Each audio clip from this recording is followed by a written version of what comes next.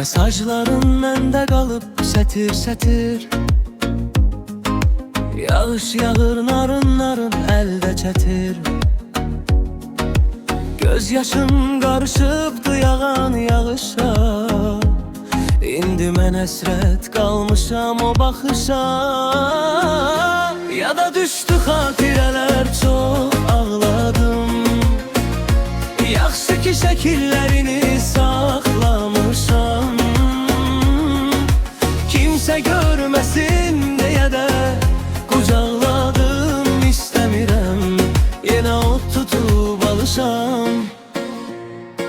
Sevirdim mən zərrə-zərrə, qram-qram.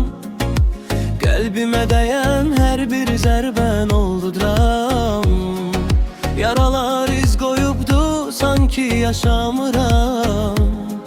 Kimsə səni soruşmasın istəmirəm.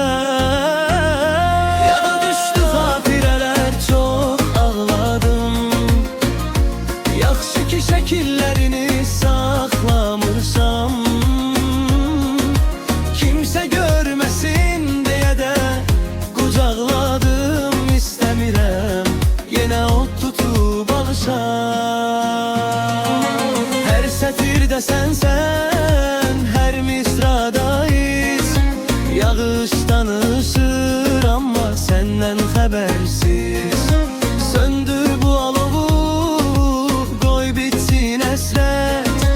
Amma sən olmadan mən kiməm ki həqiqət. Ya da düşdü xatirələr, çox ağladım. Yaxşı ki şəkillərini saxlamışam. Kimsə görməsin deyə də qucaqladım. İstəmirəm yenə od tutub alışam. Ya da düşdü xatirələr, çox ağladım. Yaxşı ki şəkillərini saxlamışam.